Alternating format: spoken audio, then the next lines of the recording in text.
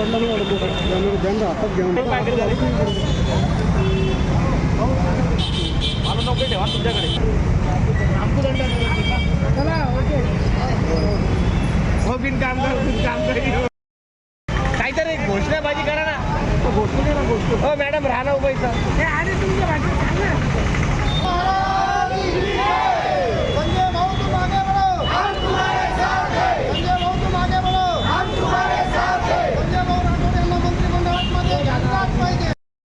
संजय भाऊ राठोड यांना मंत्रिमंडळामध्ये घ्यायलाच पाहिजे हम सब मोबाईल हम सब त्याला कट करा ना फोटो मध्ये एक माणूस कट करून टाकायचा फ्रेम मध्ये संजय भाऊ तुम आगे बढ़ो हम तुम्हारे साथ हैं संजय भाऊ तुम आगे बढ़ो हम तुम्हारे साथ हैं संजय भाऊ यांना मंत्रिमंडळात घ्यायलाच पाहिजे हम सब एक है हम सब एक जरा हळूहळू चला थोडंसं महाराज की जय अरे रे संजय भाऊ तुम आगे बढ़ो संजय भाऊ राठोड यांना मंत्रिमंडळात घ्यायलाच पाहिजे संजय भाऊ यांना मंत्रिमंडळात स्थान मिळालंच पाहिजे संजय भाऊ राठोड यांना मंत्रिमंडळात स्थान मिळालंच पाहिजे हम सब एक है हम सब एक है संजय भाऊ तुम आगे बढ़ो हम तुम्हारे साथ हैं संजय भाऊ तुम आगे बढ़ो हम तुम्हारे साथ हैं शिवलाल महाराज की जय शिवलाल महाराज की जय हम सब एक है हम सब एक है संजय भाऊ राठोड मंत्रिपद मिळालंच पाहिजे मिळालंच पाहिजे संजय भाऊ राठोड मंत्रिपद मिळालंच पाहिजे मिळालंच पाहिजे हम सब एक है हम सब एक है शिवलाल महाराज की जय शिवलाल महाराज की संजय भाऊ राठोड यांना मंत्रिपद मिळालंच पाहिजे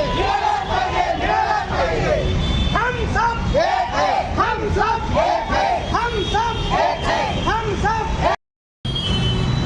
हम सब एक है हम सब एक है संजय भाऊ तुम आगे बढ़ो हम तुम्हारे साथ हैं संजय भाऊ तुम आगे बढ़ो हम तुम्हारे साथ हैं शिवलाल महाराज की जय शिवलाल महाराज की जय हम सब एक है हम सब एक है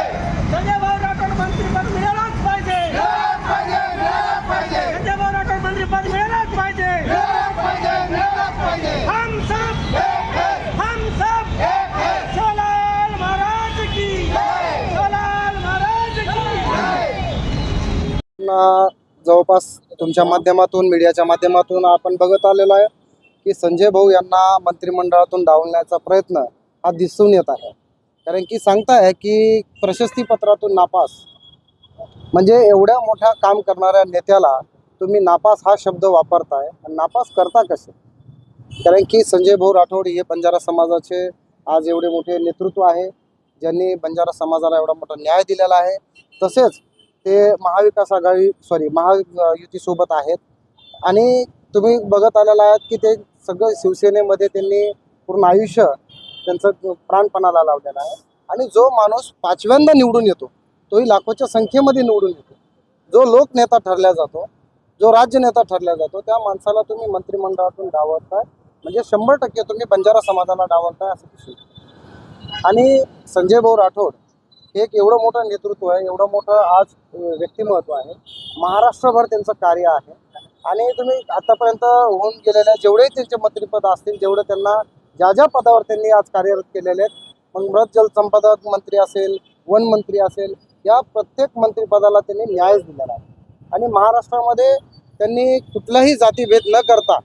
एक राजा माणूस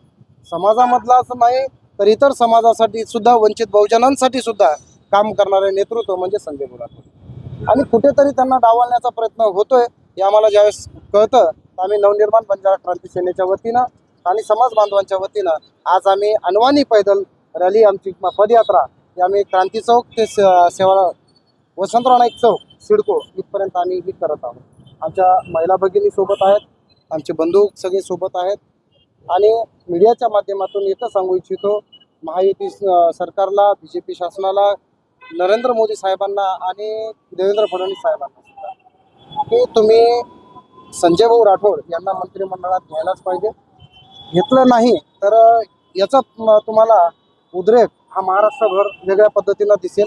कारण की तुम्ही 100% एकीकडं समाजाला आमच्या आहे म्हणून दाखवता, ओबीसी मध्ये आहे म्हणून दाखवता आणि ओबीसीच्याच नेत्याला तुम्ही जर डावलाडावल करत असेल तर ओबीसी मधून सुद्धा बंजारा समाज आणि ओबीसी समाज सुद्धा तुम्हाला तुमची जागा एक दिवस दाखवतो. संजय भाऊ तू मागे